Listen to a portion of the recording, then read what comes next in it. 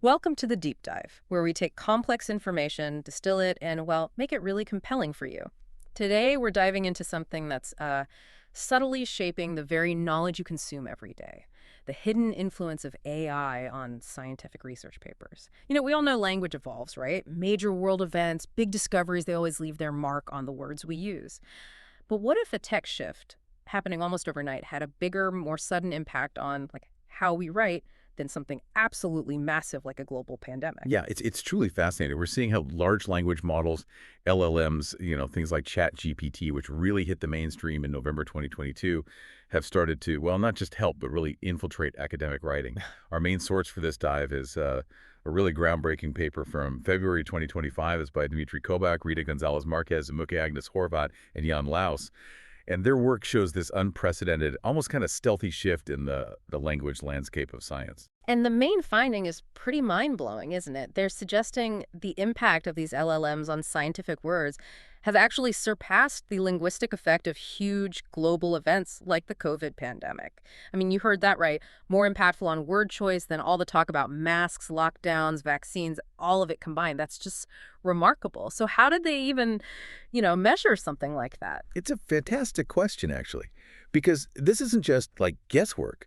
This team, they got researchers from the Hertie Institute for AI and Brain Health, the Tübingen AI Center, and Northwestern University.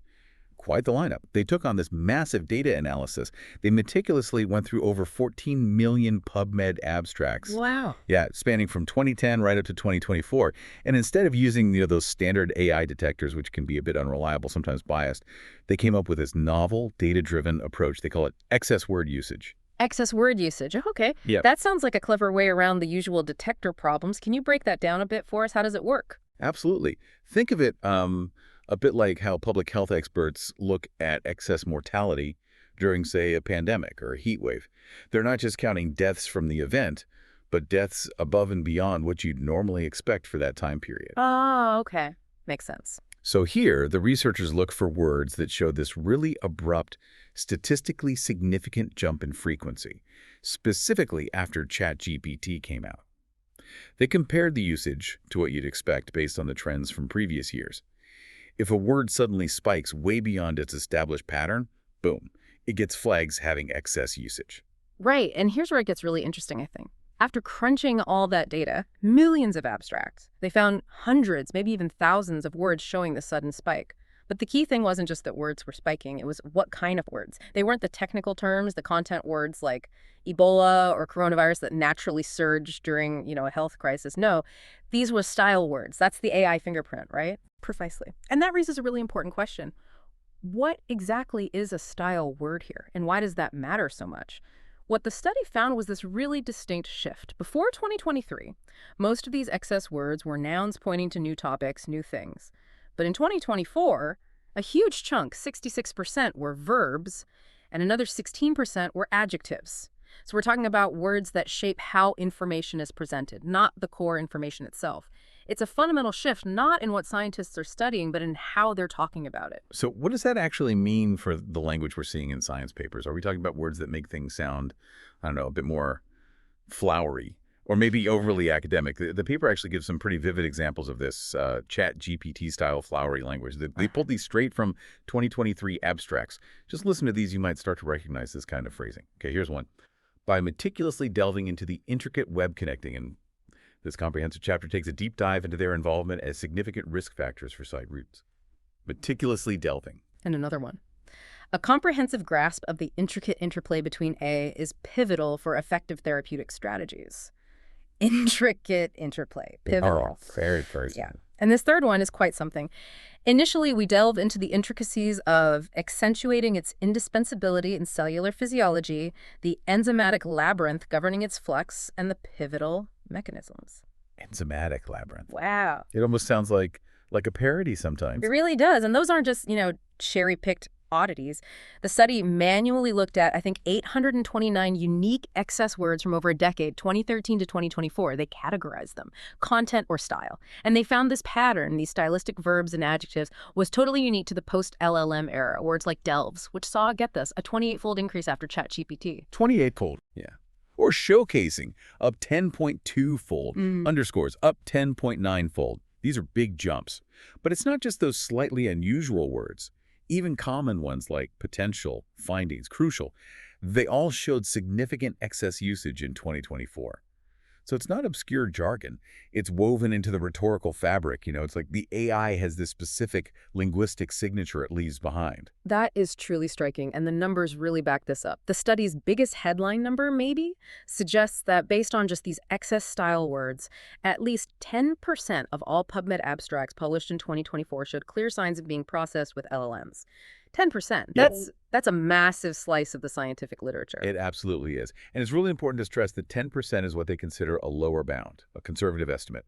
Just to give you some scale, PubMed indexes around 1.5 million new papers every year. So a 10% lower bound, that means LLMs helped write at least 150,000 papers in just 1 year. 150,000. Minimum.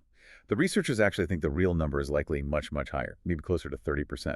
Wow, 30%. Why such a big gap between the lower bound and the likely reality? Well, it's probably because authors are getting smarter about using these tools. Yeah. They might be editing out the most obvious AI giveaways, those flowery phrases, to make it sound more human. Or they're just using the LLMs more subtly, maybe for outlining or polishing, not just copy-pasting chunks of text. The researchers kind of suggest the real usage might be closer to those highest lower bounds they found in specific fields or journals. Yeah. Because that's where maybe people aren't trying as hard to hide it. It's like seeing just the tip of the iceberg. Okay, so it's not just happening, it's happening on a really astonishing scale. But you mentioned it's not uniform. The study found big differences depending on the field, the country, even the journal. Where's the influence strongest? Exactly. It's not evenly spread at all. There are definite hotspots.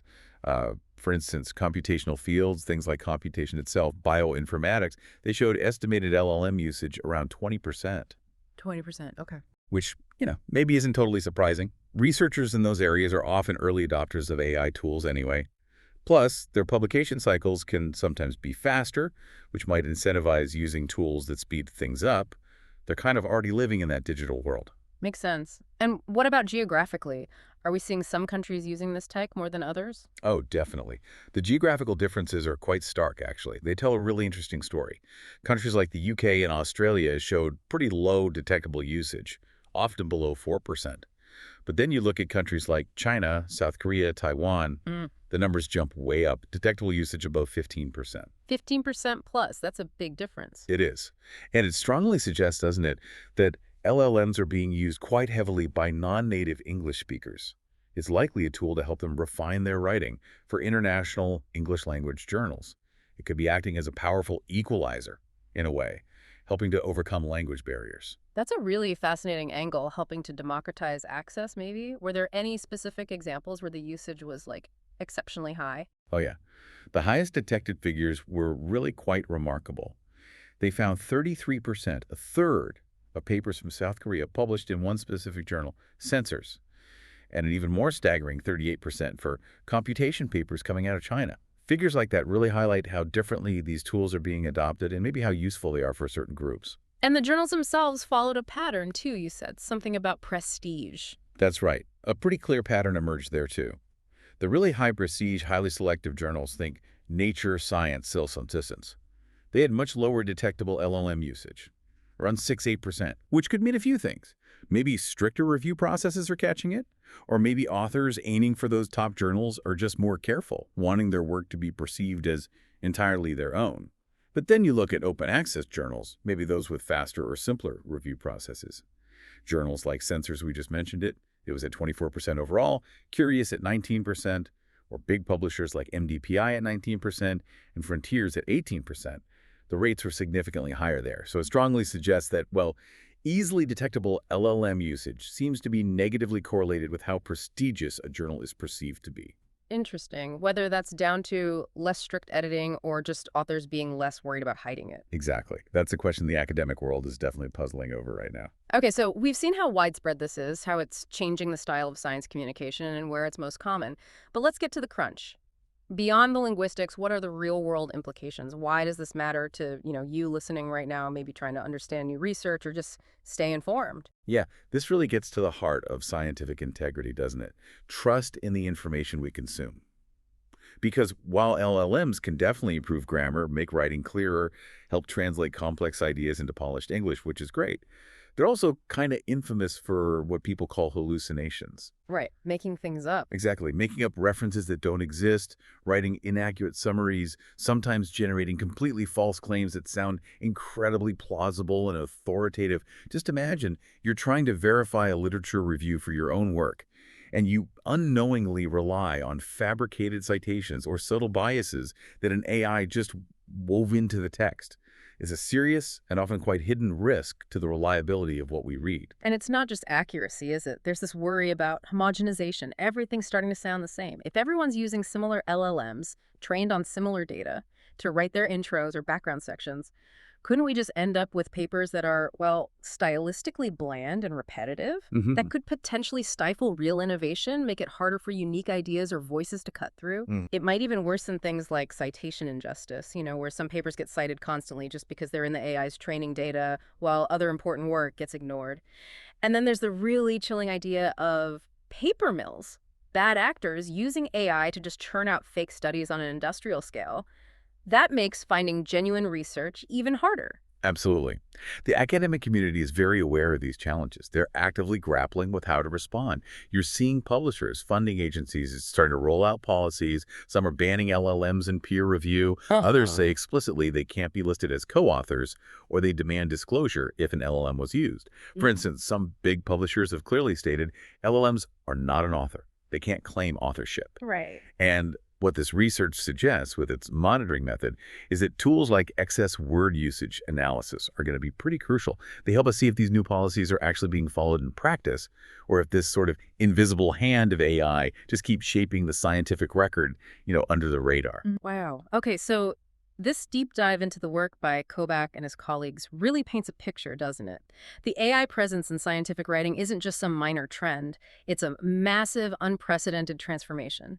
Its impact on the words scientists use has been more sudden, more pervasive than even global pandemics. And the real extent of it, that hidden part of the iceberg, is probably even bigger than this study could measure, especially as people get better at, well, smoothing over the AI's tracks. Exactly. This trend and how fast it's moving, it really calls for a serious look at the current rules and regulations around using LLMs in science.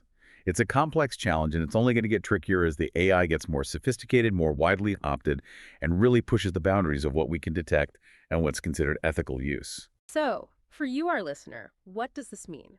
How do you critically look at the information you find now? Knowing that this invisible hand might have subtly tweaked the very words you're reading in a scientific paper or abstract? How do you approach your own deep dives? Maybe the next time you delve into the intricacies of an article, you might find yourself looking for those little style words, those delves, those showcasings, and just wonder, was AI involved here? What does it mean for the future of knowledge when the line between human and machine writing gets blurrier and blurrier, even in fields that demand the highest rigor? It's definitely something to think about.